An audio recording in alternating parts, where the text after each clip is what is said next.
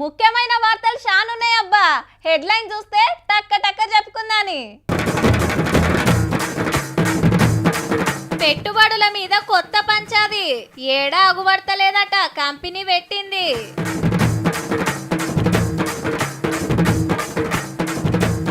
మన నీళ్లు పోతున్నాయట ఆంధ్రాకు, అడ్డగోలుగా ఖర్చు పెట్టిండ్రట ప్రాజెక్టులకు.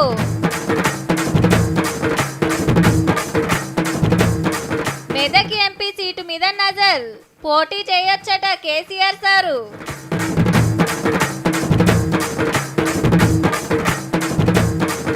బయటికొచ్చింది రామయ్య రూపం, చూడాలే అయోధ్య సుందరం.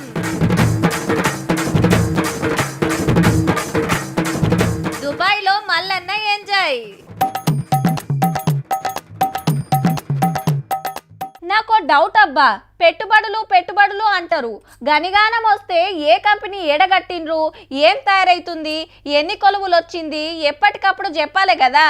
పోనీ పునాది తీసిన నాడు కాకున్నా ఓపెనింగ్ నాడన్న ముఖ్యమంత్రో మంత్రో పోయిన ఫోటో బయటికి రావాలి కదా. అగ్రిమెంట్ చేసుకున్నప్పుడు జరిగిన ప్రచారంలా 10వ వంతు కూడా టెన్కుంటది. గవన్నీ మళ్ళీ నాడు మాట్లాడుకుంటే మాయగాన్ని, ఇప్పుడైతే గిది చూడుర్రి. తెలంగాణలో ఏం నడుస్తున్నదంటే దావోస్ రాజకీయం అదాని అలైబలాయి. సీఎం సార్ స్విట్జర్లాండ్ దేశం పోయి పెద్ద పెద్ద కంపెనీలతో అగ్రిమెంట్లు చేసుకుంటే 40,000 కోట్ల పెట్టుబడులు వస్తున్నాయట రాష్ట్రానికి. దీని మీదనే పాత గవర్నమెంట్ కొత్త గవర్నమెంట్ నడుమ పంచాది పుట్టింది.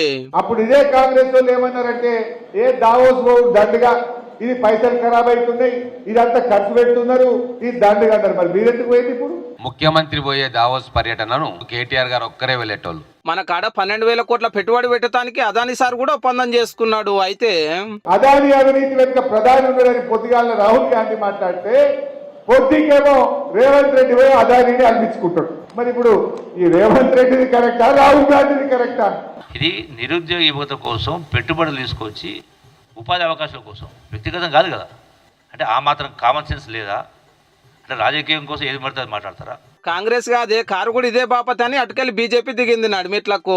గతంలో కూడా కేసీఆర్ కూడా ఇదే ఆదానిని ప్రత్యేకంగా కలిశాడు, కేటీఆర్ కూడా ఆదానిని కలిశాడు. మంత్రి గుండంగా రామన్న కూడా 5-6 మాటలు పోయండి ఇదే దావోస్ మీటింగ్ కు. ఎప్పుడు పోయినా 30,000 కోట్లు 40,000 కోట్లు తెచ్చినానే చెప్తుండే. ఈ రోజు వరకు ఆ యొక్క పెట్టుబడులు ఎక్కడ పోయినాయి అనేది ఎవరికి తెలియటం లేదు. పెట్టుబడులు తేవటానికా లేదా పెట్టుబడులు పెట్టడానికా? అంతటా చర్చ ఇదే అవుతుండే వరకు మున్పు ఎంత తెచ్చిరనే లెక్కలు బయట పెట్టింది కాంగ్రెస్ సర్కారు. 2020లో 500 కోట్లు, 2022లో 4,128 కోట్లు, నిరుడు 19,900 కోట్లకు అగ్రిమెంట్లు చేసుకొచ్చిండట రామన్న. 3 ఏళ్ళు కూడితే 24,528 కోట్లు. కానీ ఒక్క తాపకే 40,232 కోట్లు తెస్తున్నట్టు రేవంత్ రెడ్డి సారు. ఈ ముచ్చటిట్లుంటే దావోస్ లో మన దేశం గురించి టీవీ ఛానల్ ఇంగ్లీష్ అక్క మాట్లాడలేదని సీఎం సార్ మీద గులాబీ పార్టీ వాళ్ళు ఏమేమో రాస్తున్నారు సోషల్ మీడియాలో. నీలాగా ఆక్స్ఫర్డ్లను అమెరికాలను అక్కడనో ఎక్కడో చదువుకోలే. విజయమాల్య మాట్లాడతాడు బ్రహ్మాండంగా ఇంగ్లీష్, చార్లెస్ శోభరాజ్ మాట్లాడతాడు బ్రహ్మాండంగా ఇంగ్లీష్. అట్ట దేశాన్ని బ్యాంకులను దోచుకునేటోళ్ళు బ్రహ్మాండంగా ఇంగ్లీష్ మాట్లాడతారు. ఈడికెళ్ళి లండన్ వచ్చి థేమ్స్ నదిని ఎట్లా డెవలప్ చేసింది అక్కడ ఆఫీసర్లతోటి మాట్లాడిండు సీఎం సారు. మన మూసీ నదిని కూడా మురికి లేకుండా చేసి టూరిస్ట్ ప్లేస్ లెక్క మారుస్తానికి సలహాలు తీసుకునే పని అన్నట్టు.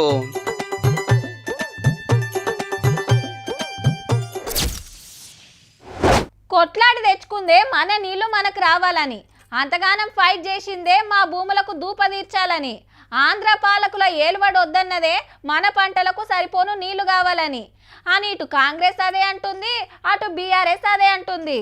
2 పార్టీల నడుమ నీళ్ల పంచాది పుట్టింది. మళ్ళా ఇంకేం జరుగుతుందో మొత్తం మరుచుకుందాం పండ్రి. కారు కాంగ్రెస్ నడుమ నీళ్ల పంచాది నడిచింది. ఇవాళ ఆంధ్ర తెలంగాణ ఉమ్మడి ప్రాజెక్టులైన సాగర్, శ్రీశైలం కేంద్రం చేతులకు పోతాయనో వార్త చక్కర్లు కొట్టింది.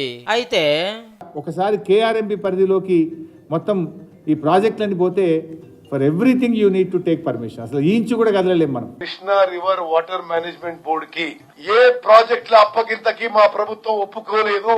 ఇది దయచేసి ఒక మిస్లీడింగ్ స్టేట్మెంట్, ఒక అపోహలు సృష్టించే విధంగా మీరు మాట్లాడొద్దని. ఇక పోతిరెడ్డిపాడుకు ఆంధ్ర సర్కార్ పొక్కలు కొట్టి నీళ్లు తీసుకుపోతుంది కదా. పోతిరెడ్డిపాడు ద్వారా నువ్వు కావలసిన నీళ్లు వాళ్ళ శ్రీశైలం నుంచే తీసుకుపోతే రేపు నాగార్జున సాగర్ ఎడమ కాలువకు ఆయకట్టుకు కూడా నీళ్లు లేకుండా అయ్యే ప్రమాదం ఉన్నది. అసలు కృష్ణా వాటర్ తగ్గింది మీ హయాంలోనే. మీ పెద్ద మనుషులు జగన్మోహన్ రెడ్డి కూర్చొని హలాయి బలాయి చేసుకుంటూ కృష్ణా నది జలాలు వాళ్ళు తీసుకుపోతుంటే ఒక్కనాడు మాట్లాడండి వీళ్ళు. ఇప్పుడు కూడా మేడిగడ్డలో నదిలో ప్రవాహం ఉంది. మేడిగడ్డ దగ్గర ఆ నీళ్ళని ఎన్ని వీలైతే అన్ని లిఫ్ట్ చేసి మరి రైతాంగానికి నీళ్లు అందించేటువంటి ప్రయత్నం చేయండి.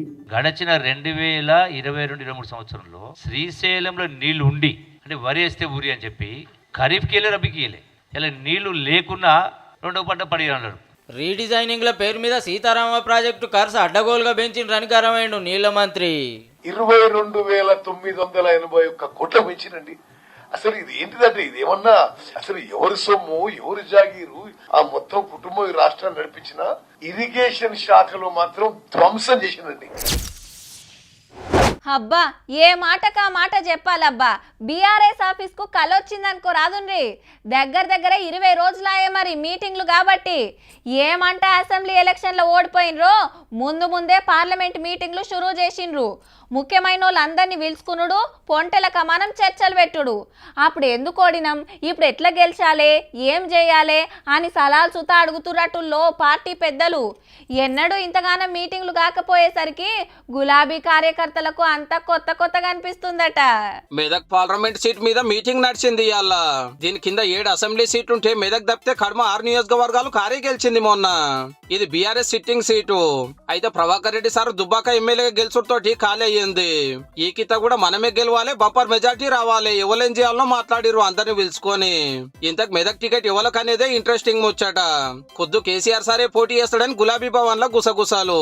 2014లో ఈ సీటుకు గజ్వెల్ సీటుకు పోటీ చేస్తే రెండిట్ల గెలుచుతోటి మెదక్ ఎంపీ పదవికి రాజీనామా పెట్టి సీఎం సీట్లో ఊకున్నాడు. ఆ ఉప ఎన్నికలలో 2019లో 2 మాటల ప్రభాకర్ రెడ్డి సారే గెలిచేండు. ఇప్పుడు పార్టీకి పవర్ ఓవర్ తోటి అధ్యక్షుల వారి మనసు పార్లమెంట్ మీదకి మళ్ళిందని దగ్గరోళ్ళు చెప్తున్నమాట. అసెంబ్లీని అల్లునికి కొడుక్కి లేదంటే ఇంకో లీడర్ కొప్ప చెప్పి ఢిల్లీకి పోతాడని బగ్గా ప్రచారం నడుస్తుంది. మళ్ళీ ఇది కేసీఆర్ సార్ సొంత జిల్లా, ఇంకే ఎంపీ సీట్ కింద ఇంతమంది ఎమ్మెల్యేలు గెలిచాలి. ఒకళ్ళ పెద్దసారి పోటీ అయినంటే మాత్రం 60 మంది లైన్లు ఉన్నారు. నర్సాపూర్ ఎమ్మెల్యే టికెట్ త్యాగం చేసినాడు, మెదక్ ఎంపీ టికెట్ నీకే అని మదన్ రెడ్డి సార్ కు మాట ఇచ్చిండట. కాంగ్రెస్ లకెళ్ళి వచ్చి కార్యక్రమ నాకేయాలని గాలి అనిల్ సార్ కూడా గట్టిగానే అడిగేటట్టుండు. ఎమ్మెల్యే ఓడిపోయినా ఎంపీ టికెట్ ఇస్తే పక్కా గెలుస్తాము అంటుందట పద్మక్క. జర నన్ను కూడా చూడుండ్రని ఒంటేరు ప్రతాప్ రెడ్డి సార్ ఒక్క తీరు అడిగే కోపం ఉంది. వీళ్ళే కాదులో కలెక్టర్ గా కాళ్ళు మొక్కి అటెంక కార్యకి ఎమ్మెల్సీ పదవి పట్టిన వెంకటరామరెడ్డి గారు, ఇంకో ఎమ్మెల్సీ షేరి సుభాష్ రెడ్డి సార్ కూడా ఆశపడుతున్నాడట టికెట్ కోసానికి. మరి సారే నిలబడతాడో ఇంకెవరన్నా నిలబెడతాడో గానీ మెదక్ సీట్ అయితే మాదే అని ధీమాతోటున్నారు గులాబీ పెద్దలు.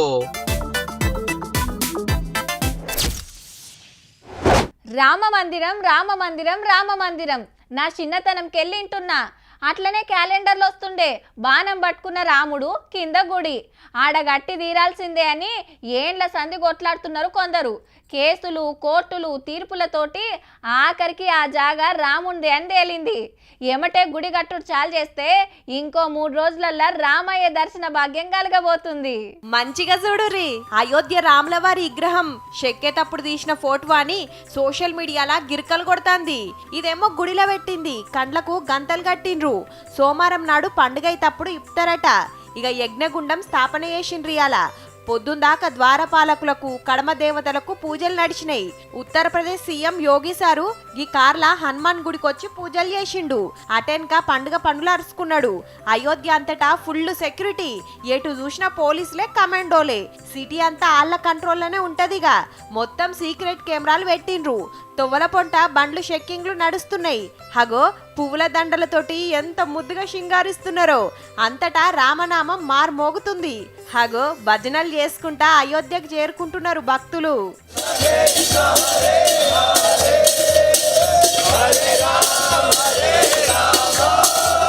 गी शल्यम्मा 4 दिनालू साइकिल दोक्कुకుంటూ వచ్చిందట ఆగ్రాకెళ్ళి. जय श्री राम, मेरा नाम सोनी, मैं प्रयागराज से 35 किलोमीटर पीछे से साइकिल यात्रा करते हुए अयोध्या पहुंची हूं. మన సిరిసిల్ల నేతన్న సీతమ్మ కోసానికి బంగారపు చీరను నేషి పంపిండు. నాగర్ కర్నూలు జిల్లాలో ఉండే ఆర్టిస్టు 2 మిల్లీగ్రాముల బంగారం తోటి అయోధ్య గుడి తయారు చేసిండు. 118 తంబాలు, 20 గోపురాలున్నాయుల్లో. ఇక పాటలైతే రోజుకు 2-3 ఇడుస్తున్నారు సోషల్ మీడియాలకు. మోడీ సారే తాపకో పాట పంపుతున్నాడు భక్తులకు. ఆంధ్ర విహెచ్పి తీసిన పాటను చూసి తారీఫ్ చేసిండు పవన్ కళ్యాణ్ సారు. ఇక బండి సంజయ్ సారు గిది కోరిండు తెలంగాణ గవర్నమెంట్ ను 22వ తారీఖు నాడు సెలవు దినాన్ని ప్రకటించాల్సిందిగా నేను విజ్ఞప్తి చేస్తున్నా. ఇది భారతీయ జనతా పార్టీకి సంబంధించిన కార్యక్రమం కాదు. సోమవారమే రాములవారి గుడి ఓపెనింగ్. మర్నాటి సంధి భక్తులు ఎవ్వలైనా దర్శనం చేసుకోవచ్చు.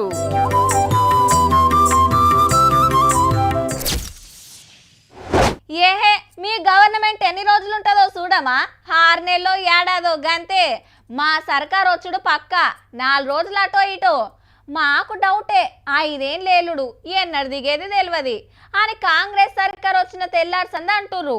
అంటే 64 మంది ఎమ్మెల్యేలే ఉన్నారు, 5గురు జంప్ అయితే కథం అనేదే అల్లమాట. అప్పుడు ప్రతిపక్షంలో ఉన్నప్పుడు 12 మంది ఎమ్మెల్యేలను కండువాలు మార్చి కారెక్కించుకునే. ఇప్పుడు పవర్లు ఉన్నాక సుతా గట్లనే ఉంటే కాంగ్రెస్ వాళ్ళు ఊకుంటారా?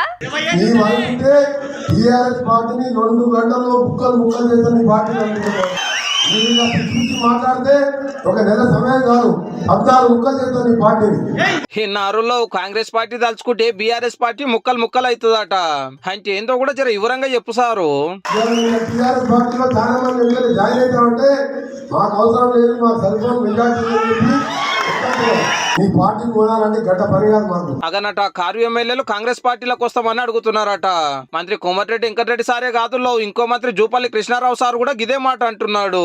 బీఆర్ఎస్ పార్టీ నుంచి పార్టీని వీడడానికి ముందుకు వస్తూ ఉన్నారు. అయినా కూడా మేము ఎవరిని పిలుస్తలేము, ఎవరిని అడుగుంటలేము, అవసరం లేదు మాకేం అవసరం లేదు, మీ పార్టీలో మీరే ఉండురని ఖరాఖండిగా చెప్తున్నారట బీఆర్ఎస్ ఎమ్మెల్యేలకు. వీళ్ళు 64 మంది ఉంటే వాళ్ళు 39 మందే ఉన్నారు.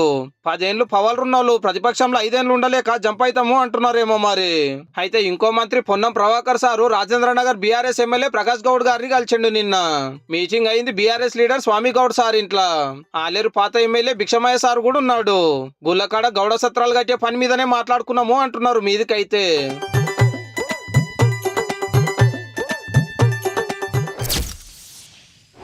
టీఎస్పీఎస్సీలో కొత్త సభ్యులను తీసుకుంటానికి అప్లికేషన్ల టైం వచ్చింది.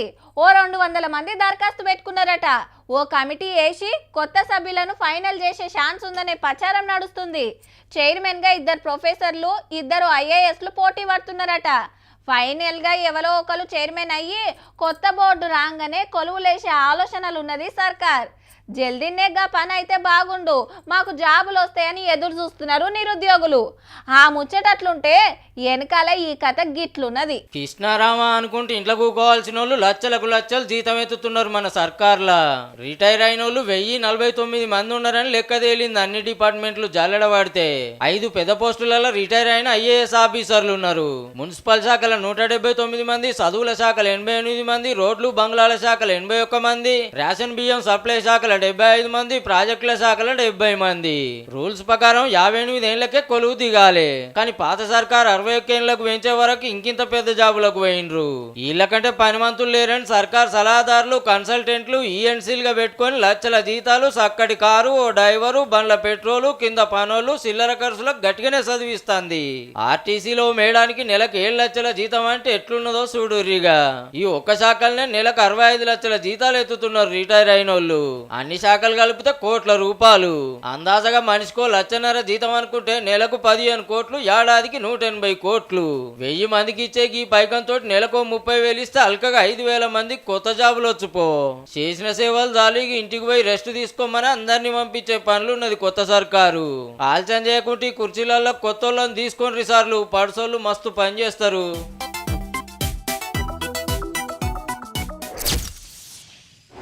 అబ్బా గా సారు మాటలు వింటే మస్తు గమ్మత్ అనిపిస్తుంది. అబ్బా సినిమాల తానికి పోతే యాక్టర్ అవుతాడు, డైవర్ల తానికి పోతే డ్రైవర్ అవుతాడు, పోరల తానికి పోతే చిన్న పిల్లగాడవుతాడు, ఆడతాడు, పాడతాడు, డైలాగులు దంచుతాడు, మొత్తానికి సోషల్ మీడియాలో ట్రెండింగ్లు ఉంటాడు. ఇంత కష్టపడి సక్సెస్ అయిన గా లీడర్ ఎవలో చాలా మందికి అర్థమయ్యే ఉంటుంది. ఆవు గా సారు ముచ్చట్నే.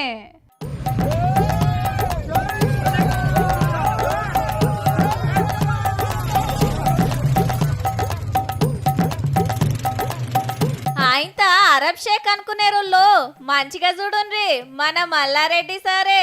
చిన్న బండేసుకొని ఎడారిలో తొక్కుడు దొక్కుతుండు. సారు రౌండ్లు వేస్తుంటే అభిమానుల ఆత్రం అలుగులు వారుతుందనుకో రాదుండ్రి. ఇంతకు ఈ పర్ఫార్మెన్స్ ఏడనుకుంటుండ్రు? దుబాయ్లా.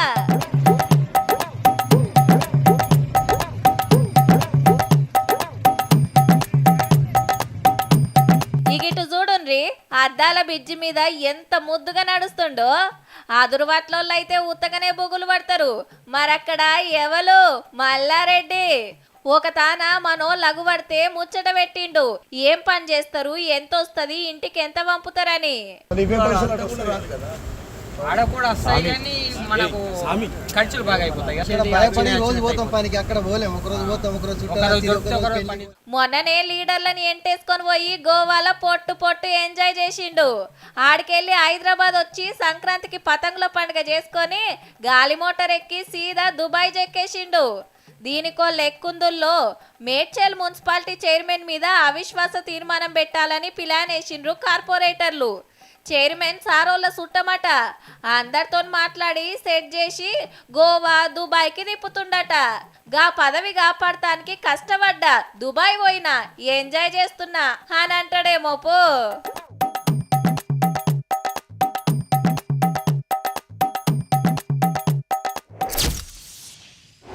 చిన్నదో పెద్దదో ఇంత ఇల్లుంటే చాలనుకునే కాలం ఇది. కిరాయిలు గట్టలేక సొంతింట్ల పాలు వంగిచ్చే భాగ్యం ఎప్పుడొస్తుందా అని ఎదురు చూస్తున్నారు. పాత సర్కార్ల డబుల్ బెడ్రూమ్ల కోసం 9 ఏళ్ళు ఎదురు చూసినా అందకపాయే.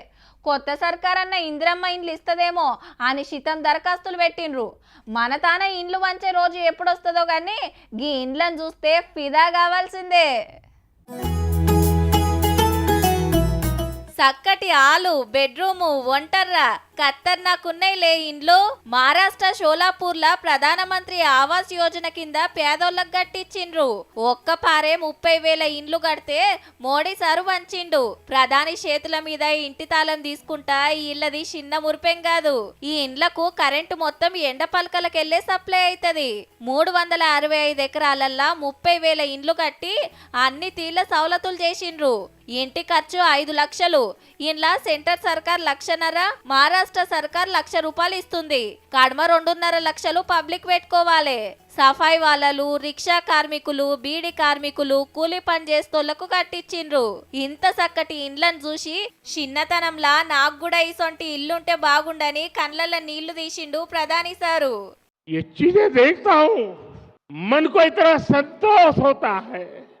22 నాడు అయోధ్యల రామయ్య ప్రాణ ప్రతిష్ఠ చేస్తున్నారు కదా. ఆ రోజు దేశమంతటా ఇండ్లల్లా రామజ్యోతులు వెలిగియాలే. ఆ వెలుగులల్లా పేదరికం అనే చీకటి దూరం కావాలని ఆవాజ్ ఇచ్చిండు. जो राम ज्योति आप जलाएंगे वो आप सभी के जीवन से गरीबी का अंधेरा दूर करने की प्रेरणा बनेगी. ఎంత గొప్పోళ్ళైనా ఎండ్లనో ఒక్క దాంట్లోనే గొప్పోళ్ళు. కానీ అంబేద్కర్ సారు అన్నిట్ల గొప్పోడే. అందరికి అక్కడికొచ్చేటట్టు రాజ్యాంగం రాసిండు. దేశానికి ఫస్ట్ న్యాయశాఖ మంత్రిగా పనిచేసిండు. ఎన్నో పుస్తకాలు రాసిండు. చరిత్రను ఎంతో చదివినోడు. బౌద్ధ ధర్మాన్ని పాటించిండు. ఎన్నో గొప్ప స్పీచ్లు ఇచ్చిండు. దళితులకు దేవుడైండు. అంత గొప్పోడు కాబట్టే అంతటా అంబేద్కర్ విగ్రహాలు అగుపడతాయి.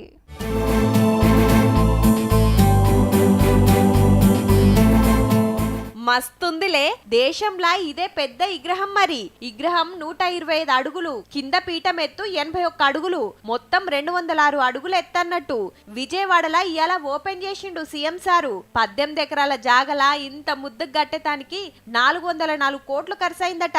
120 టన్నుల కాంస్యం, 400 టన్నుల స్టీల్ వాడిండ్రట. దీనికి అంబేద్కర్ జీవిత చరిత్ర చెప్పే స్మృతివనం, 2000 మందికి సరిపడే కన్వెన్షన్ సెంటర్, చక్కటి గార్డెన్, వాటరు, మ్యూజికల్ ఫౌంటైన్లు, వాకింగ్ ట్రాక్లు, పిల్లలు ఆడుకుంటానికి సౌలతులు చేసిండ్రు.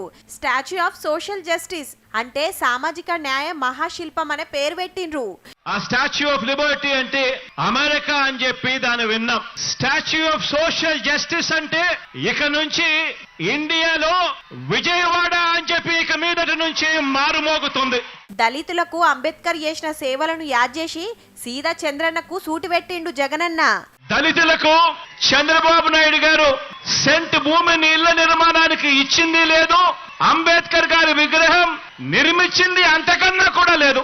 మా గవర్నమెంట్ లా ఎక్కువ పదవులు ఎస్సీలు బీసీలకే ఇచ్చినమని గిట్లా చెప్పిండు. 13 జడ్పీ చైర్మన్ పదవులుంటే అందులో 9 నా నా నా నా నేను పిలుచుకుంటా ఉన్నా. నా ఎస్సీ, నా ఎస్టీ, నా బీసీ, నా మైనారిటీ. చెల్లె కొడుకు పెన్లో బిడ్డ పెన్లో చేస్తుందంటే ఫస్ట్ లగ్గం కారెట్ అమ్మగారోళ్ళకే ఇస్తుంది. పుట్టింటికి వచ్చి కారెట్ చేతిలో పెట్టి 4 వద్దుల ముందే రాన్రి, పనులన్నీ మీరే సగబెట్టాలి, మీకంటే నాకు ఎవరెక్కువ ఉన్నారు అని పిలుస్తుంది. అన్నకు వదినకు బొట్టు పెట్టి మళ్ళా చెప్తుంది. ఒకవేళ ఆడవిళ్ళ పెళ్ళైతే అమ్మగారోళ్ళు ఇంత బంగారం పెడతారు, ఏలినోళ్ళు అయితే ఇంత పైసకు సుతా ఆసరైతారు. నా కొడుకు పెళ్లి పెట్టుకున్నా, మొదలైతే ఎంగేజ్మెంట్కు రాన్రి అని మొన్న అమరావతికి పోయి పిలిచింది. అంత దూరం వచ్చి పిలిచినందుకు ఇగో గిట్లొచ్చిండ్రు 2 ఆల్మొగలు. మేనల్లుడి పూల పండ్లకు జగన్ మామ భారతత్తొచ్చిండ్రు ఆంధ్రకెళ్ళి. షెల్లె షర్మిల బావ అనిల్ను మందలిచ్చి పిల్లగానికి దగ్గరికి పోయిండ్రు. అల్లుడిని అమ్ముకొని పువ్వుల గుత్తిచ్చి శుభాకాంక్షలు చెప్పిండు సీఎం సారు. అందరం కలిసి మంచిగా ఫ్యామిలీ ఫోటో దిగుదామని షెల్లె బావని పిలిచిండు.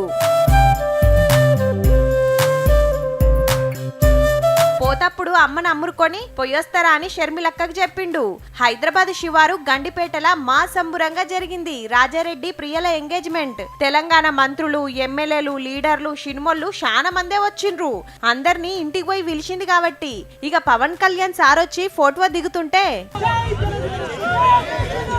వచ్చే నెల 17 తారీఖు పెండ్లి. ఈ ముచ్చట ఇట్లుంటే ఐతారం నాడు ఆంధ్ర కాంగ్రెస్ పార్టీ అధ్యక్షురాలుగా షర్మిలక్క పదవి బాధ్యతలు తీసుకోబోతుంది.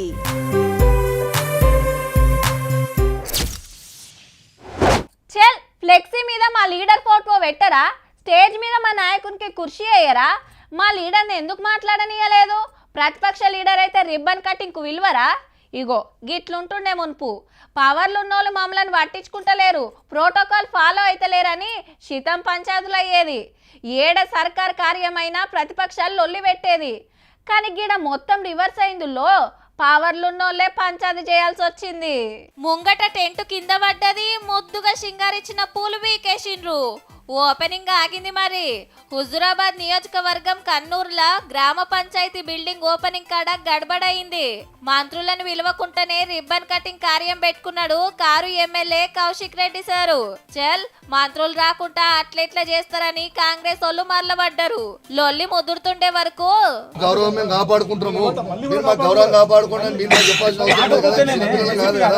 మొత్తానికైతే ఓపెనింగ్ ఆగిపోయింది.